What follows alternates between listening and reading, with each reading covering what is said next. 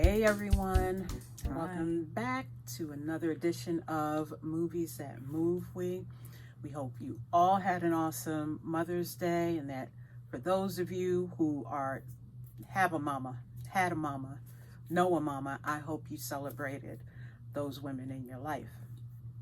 So we're continuing. We decided we wanted to do another Mother's Day themed movie this week, and so why not do a documentary? We decided to do Dear Mama, which is about Tupac and his mother, Afeni Shakur. I always want to say Shakur.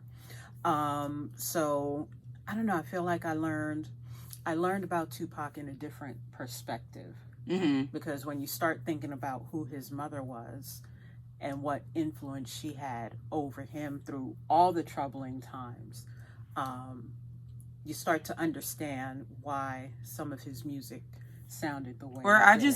I don't know, for me it was like I got to see a little bit of where that personality came from, because I've always connected a lot with his music in general, but you know, after watching interviews and then just kind of seeing his mannerism in like movies and shows and stuff like that, hearing about her life, hearing about like, you know, how he was raised, his upbringing, all of that, it kind of all made things just tie together and make sense. I didn't know that she was such a high-ranking member of the Black Panther Party, for example. I didn't realize that. I recognized the name Shakur, and I figured, oh, okay, they're kin. I didn't worry about how they were kin, where they were kin. Typically, people who have the same last name, they're related.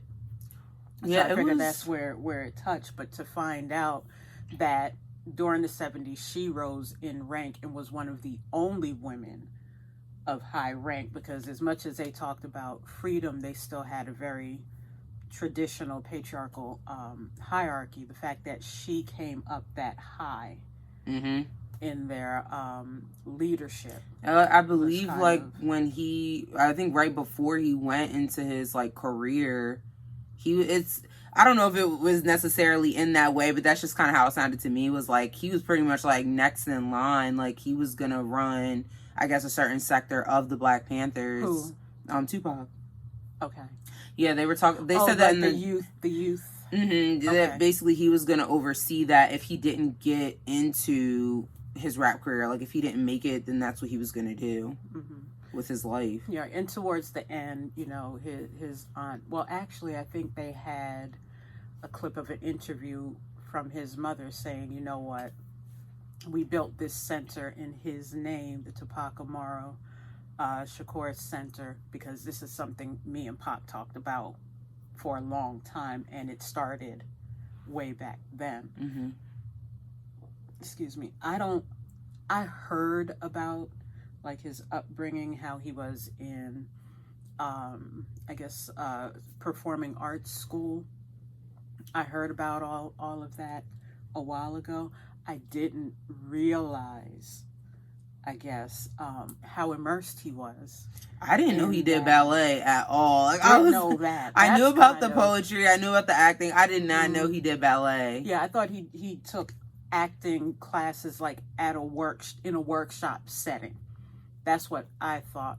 I didn't realize that he was like in high school, full-time performing arts. Well, he also mentioned, he said that basically his life consisted of, he went to school, you know, I think for 8 hours a day, and then he would work like for pretty much like the whole night. I think he said he worked like 8 hours or something. I missed that part. Yeah, like he said basically because at that time, you know, his mom was going through some stuff or whatever, and he had to provide for like him and his sister, make sure they had what they needed.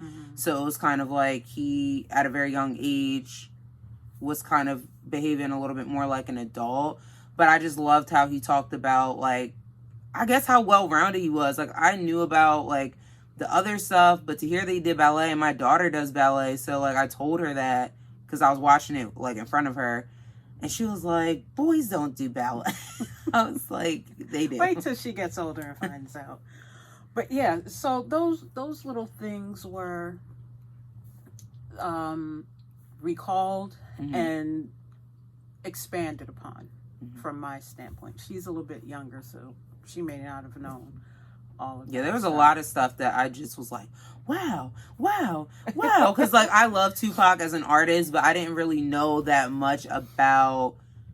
I didn't know that much about his background, especially where his family was involved. So to actually have a documentary come out and a lot of his family members, friends, fellow artists that he worked with, to hear them kind of all have their own perspective of who Tupac was as a person, it helped me kind of get to know him a little bit better as a person. Yeah. I guess I never really thought about, because I didn't really know about the Black Panther influence in his life. That, you know, like I said, Shakur, I'm going to get it right. I recognize the name because of Assata Shakur. That's his aunt and godmother. If you don't know that story, let me give you a brief history. His aunt and some other members of the Black Panther were in a vehicle. They were stopped. The police tried to arrest them. There was a shootout. Assata Shakur got shot under the arm. So she's right-handed. She couldn't really raise her arm when she got shot to shoot anybody. An officer died in that shootout, and they pinned it on her. She was locked up. They were trying to decide whether she was going to get life. And in the process, and I believe in the film they said Afeni Shakur was part of the group that helped get her out. I think. Don't hold me to that. I don't remember. But her and a few other members of the Black Panthers were broken out of jail. And to this day, she lives in Cuba. She sought asylum in Cuba. She lives there to this day. Yes, there are members of our government following and tracking her and making sure she doesn't leave the shores of Cuba because they want to arrest her and throw her back in jail. Anyway, that's his part of his connection to Black Panther Party, and it leads me to believe, and it was alluded to in the film, that that's part of the reason why the police were so on top of him. You know, I mean, they're scattered throughout the rap world, period, and that goes back to another historical time. I don't think I did this one with you. I think I did it with Nicole, but what is her name? Jazz artist. Anyway, in the 1920s, the police were very much on top of Nina Simone? No. Billie Holiday. Was it Billie Holiday? Yeah, Billie Holiday. They were on top of jazz artists the same way you see police infiltrating rap artists today. So it's like, it's a long history where Black musicians are concerned with that. But back to Tupac, you can kind of see where that possibility, that very strong possibility was, that because, okay, you're related to that person who killed one of our cops. If we can't get her, if we can't get the ones that were jailbroken, we'll take you. That's kind of how it was alluded to in the film, and I can see how that could play out. His aunt, you know, talked a lot about his relationship with his mom and how complex it was. Like, I was kind of surprised, because if you hear the song Dear Mama, he holds her up here. And not to say that he didn't, but he was still conflicted, because there were periods where she was in jail, she was in rehab, and like any kid, he needed his mother. Yeah, it was kind of like, they talked a lot about, like, him having to kind of, like, forgive her. I even noticed, and I like how it was worded. I can't remember the exact wording, but as soon as they said it, as I'm watching it, I'm seeing it and I'm viewing it that way. But it was said that basically, like, it wasn't that they kind of were talking about, like, his zodiac being a Gemini. He kind of, like, will switch up a lot, or it's kind of like he'll be this duplicit kind of person. Yeah. But it wasn't so much that it was like he was switching up.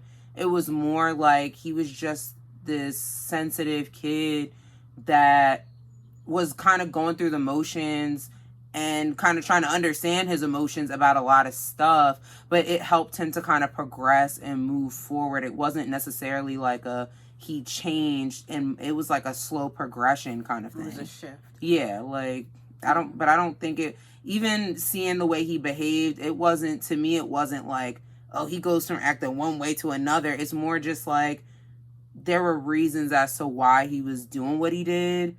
But then each time he would kind of go through certain situations, it was kind of like a slow kind of progression. Right. But definitely a shift. So once he got into the rap world, was he 17 when he started?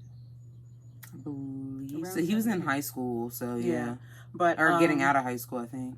Yeah, once he showed up on the scene, this was a period in time that I tell my daughter, this is when rap music was fun.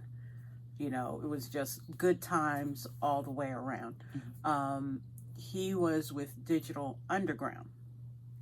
And if I say Humpty Dance and you don't know what that is, you too young to be watching this. I'm just gonna say that. But he was part of that whole gang with Shock G and everything. And you know, he said in the documentary, this is just party music. We're just having fun. And that's where his music started out. And shortly, not too long after that, things got a little difficult. I think that was the first time he was arrested. So yeah, it was basically like, I think it was when he first got into the group is when he shot the white cop or whatever. He got in a fight, I think, with the white cop. I don't think he shot. No, that might have been later on then. I think he might have gotten in a fight. In a fight. Yeah. I think he clocked the cop is what happened. Oh, okay. But he got tossed in jail for that. that. Yeah, that's right. You know, you're right. Because in the beginning, it was like he got in an altercation because I think, what was it? Something was said. They were plain clothes. They were off-duty cops, and the guy said something. I think they were jaywalking or something. Yeah, like that. That's what it was. He got caught jaywalking. And then they're dealing with the citizen. Like, why are you bothering me? You ain't the police. Swipe. And that's when they badged up. I think he went to jail for a little bit, but I think after that they tossed the charges or something like that because they found out that I think the cops didn't announce themselves or. But that was when he got like the cop like assaulted him, right? Mm-hmm. Yeah. So then like it was like he basically did this interview after that. It was like a public thing where like people were asking him questions and stuff like that about everything that went on. But that's when all of that fun, loving energy just kind of like shifted to like... And that's kind of where you see the influence, the political side. Yeah, like his music became more... Yeah, like it just became more of like, okay, if I'm going to do this and I'm going to kind of reach a crowd of people, I need to start talking about things that matter, the stuff that I was raised on, the stuff that I was taught to kind of like, you know, influence others onto, especially about the whole black versus white thing. Like this is something I have to kind of discuss in my music, right, to make a change or to make a shift, right. And bringing forth, and this is what a lot of LA rappers, West Coast rappers brought to the music scene. It's like, yo, we get the brakes beaten off of us out here. Mm-hmm. There's a problem. And he started rapping about that.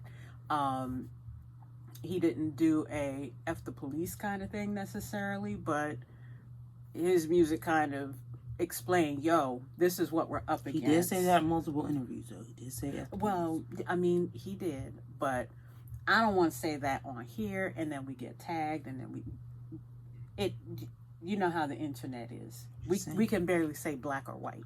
Anyway, so that's where the takeoff on the more intense message kind of became in his music.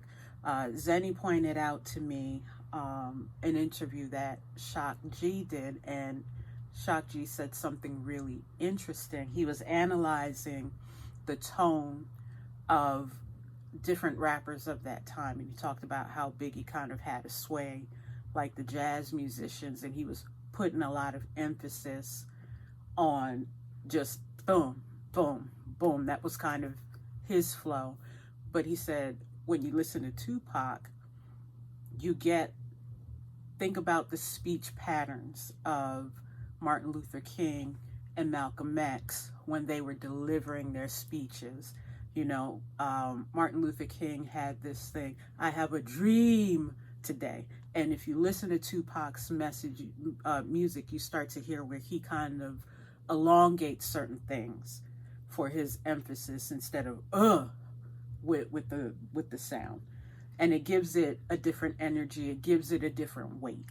Yeah, like he knew how to engage his audience. He knew how to speak to the audience. So it's like you were always going to hear what he had to say, no matter what. I even noticed that in interviews he was like that. Mm-hmm. Like he was very much like, I noticed he was assertive in his tone. He's a small guy. He's not a huge dude or anything like that. He's a small guy, but you were going to hear what he had to say, whether he had to be loud, he was cursing. There was even a point in the documentary where I noticed when that shift changed after the whole cop incident, he started doing like speeches for schools and stuff like that, you know, talking about violence and things of that nature.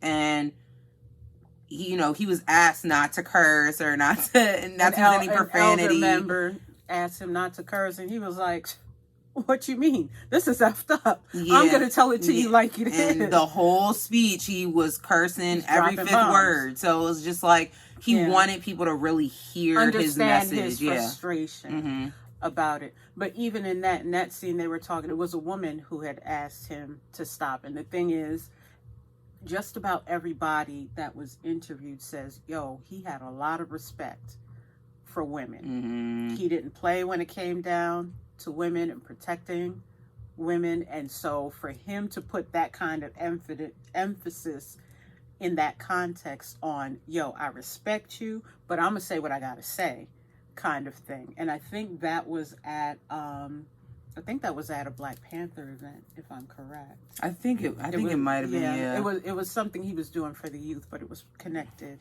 to the Panthers. And that's what they say in the interview too. He didn't play about the kids. He didn't play about the women at all. Like he didn't play about his family. Yeah, that part.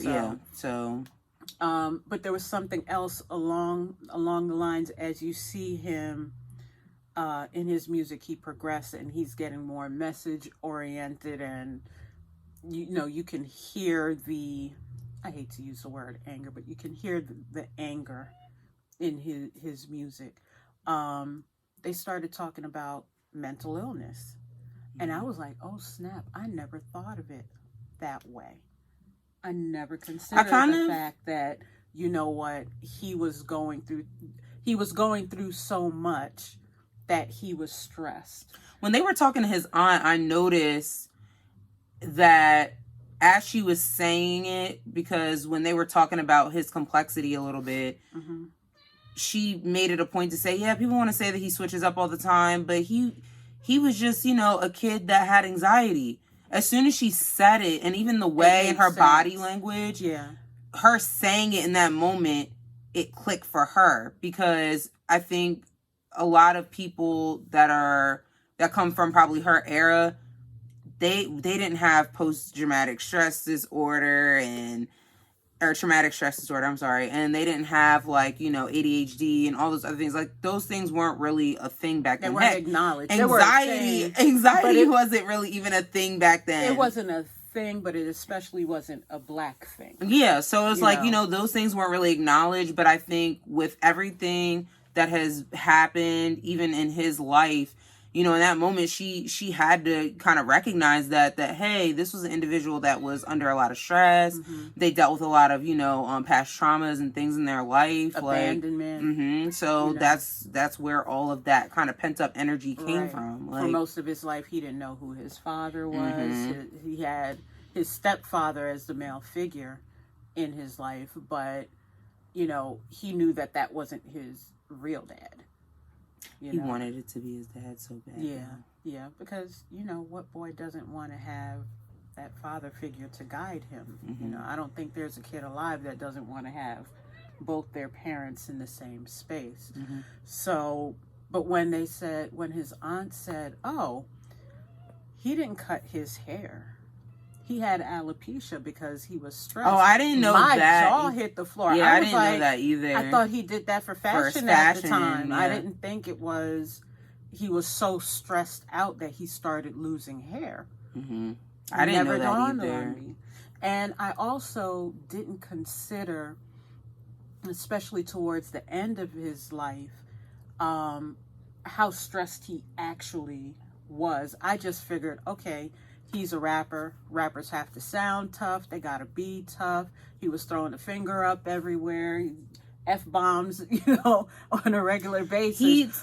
But he was afraid. He was in fear of his life at that point because he'd been arrested. People were threatening his life. And then by that time he was on death row records, not death row jail. He was with death row and he wanted out. And there was a lot of trouble getting out. And he started to feel like, okay, this is closing in on me, which again, leading to the mental illness, the PTSD, all of that type of stuff. So it was like he was speaking from a point of fear. Yeah, because there was just a lot legitimate fear. Yeah, there was just a lot of I think around that time when he did sign with Death Row, that was his first time that he got shot by an African American person. He never thought that was going to happen to him. And even when you hear in the later music, that track that he did about Biggie and everything like that, the diss track, which is, I hate to say it, that's one of my favorite songs, but it ain't right. It's not right. Yeah. And he did it at that time because there was a lot of West Coast versus the East Coast type of thing. So he started getting kind of caught up into that lifestyle, and even his family and even some of the friends that were really, really close to him was like, this isn't you. This is not what you're even trying to do or trying to advocate. So it's like the idea of towards the end of his life, he kind of has this target on his back, I got people after me. I got to create this image. I have to kind of keep up this image of I got to keep that kind of rivalry thing going on to sell records. It's that's a lot of pressure on a person. Especially if it's not where you really want to be. Yeah. By the end, when they talked about his death and his mom building the center and his name and all of that stuff, I was like, my God, if he didn't die at 25, who would he be today? What things would he have run for office? Because I could see it. I don't know. I just felt like the whole time I was watching it, I'm just like, and I think of so many people that died at a young age, and I'm talking about famous people that died at a young age, and it's I just always think that whenever I hear their stories and stuff, I'm like, what would they have been like if they lived to be 40, 50, 60 years old? What would they have done with their lives, Yeah. And with him, he had such a progressive story, whereas he went through these different phases. I feel like Tupac went through more phases in 25 years than a lot of people, and I think they said that in the interview, is he lived so much life for somebody that was his age. By the time the life that he had at 25 was what most 40-year-olds were living, or 50-year-old people were living. So it's to think about what moves he would have made if he lived longer. Yeah. Even to hear Mike Tyson even talk about, he was constantly dude, this is not you, get it together. Yeah. You're not this type of guy. And it's just as I'm watching this interview and as I'm watching him kind of his friends, Tyson, other people, his family, I just wish that he listened more, he just got out of it before things got ugly, because it was kind of even when he died, it was just kind of it could have been avoided. I can't forget the feelings when I heard he died. I was like, what? Yeah. Wait, but what? he's just a little bit older than me. What do you mean he's dead? And it's like the first time he got shot, I was like, oh my God, let him live. And then the last time I was like, oh my, it's like, that he's not going to make it, but it's like, oh my God, let him live. No, his cousin was like, like as she was walking to the room to go see him, she said, oh yeah, I was kind of just like, it's going to be like the last time, he's going to pull through. He's going to be sitting up when I get in the room. He's going to be fine. And then she saw him with and that just made my heart sink. I wasn't around during that time when he passed away. I was just born when he passed away. So it was kind of like, to hear their emotion in that moment, it made my stomach drop, because it's like, yeah, what type of life could he have led? He didn't have kids. He left just gotten engaged. He didn't have like a wife at the time or anything like that. So it's just like, I didn't know he had been married before. I didn't know that either. Yeah. They didn't talk about that. They didn't talk about that, but I was just reading that online, that apparently he'd been married before. Mm-hmm. I don't know how long he was married. I think they said he had that annulled, and then he started dating Quincy Jones' daughter, Khadijah. Mm-hmm. That was the last woman he was in love with, and of course, she was there at the hospital after he got shot, and she said that's like the worst moment of her life, when he passed away, because they had just gotten a house together. They'd been living together for 4 months, and then just like that, hearing his story, it's crazy, because I'm a huge Selena fan too. So like when I hear about people dying at such a young age, Selena I think was either 25 or 26. She was about 25, I think. Yeah, that woman was pregnant. So to hear about like just people that young, they're just starting their lives, they're just about to settle down, they're just about to make big moves, because at that point, Tupac was even talking about, I want to get more into film, I want to produce stuff, I want to write stuff, I want to be... He had a whole list. And I feel like, this is why I was so upset, because it's just like, I feel like he would have did it, and he would have been like one of the top names that you heard out here producing movies. He would have been like probably like Spike Lee, like he would have been that guy. So it's just like, to hear that he lost his life, and the way he lost his life, it's just kind of like, I don't know. Yeah. Overall, I think this was a very well done documentary. Mm-hmm. One of the Hughes brothers, I think it was Allen Hughes, is the one who directed this documentary. And at one point, people kept asking him, they were like, you gonna talk about your relationship with Tupac? He was like, that's not what I'm here for. And there's like one brief segment when he sat down and someone says, so talk about that fight that you and Pac got into. He said, in the fight, he sent 10 people to kick my ass. I was like, well, damn, just be honest about it. I feel like... But, it would have been... Yeah, the Hughes brothers did most of his music videos. I'm not quite sure how things were left, if the three of them came to peace with whatever their falling out was. But the fact that he felt like, you know what, I can go ahead and tell his story, and that Tupac's family trusted him to do it, that says a lot. No, I truly and honestly think that they didn't actually sit at a round table and talk about it, or they didn't come together before he passed away. Mm-hmm. But they actually did show a segment of him like interviewing, and he said like, I don't got a problem. And this is the thing I'm gonna say. I could already tell right off the bat, just him as a person, he was a stubborn person. So, and stubborn people, they won't always admit their wrongdoing, or they won't always like cross that bridge or get over that hump right away. But I honestly, truly feel like if he did live a little bit longer, and if he did get a chance to have that interaction with them, it probably would have been swept under the rug. Because in the interview, he was like, I don't have a problem with them. Just as long as, nobody come at me no type of way. I don't come at them no type of way. Like, that's where I saw that segment was kind of where I saw, dang, he really had a lot on him, and he was afraid of who was coming in on him. He wasn't wrong to be afraid, and he wasn't being but he was very defensive. His wall was all the way up. So again, I think overall They did a great job with this documentary. I think it was balanced. You know, it really put in perspective his relationship with his mother. And I don't think you see too many documentaries. I think I loved it because I thought it was split. It was literally split right down the middle as far as like you learning. And they also did a great job of paralleling like the story. So it was kind of like the same things that his mom was going through, they paralleled it to something that he was going through, and it was very similar. So it's like we got to learn about his mom and him all in one documentary. And I don't know. I don't know if they're going to do anything else or whatever, but I would even like to see them do something with like Biggie's story, because there's a lot I don't know about Biggie Smalls either. But I think this was a complete telling of both of their lives, and it wasn't anything that painted them any better or worse than they actually were.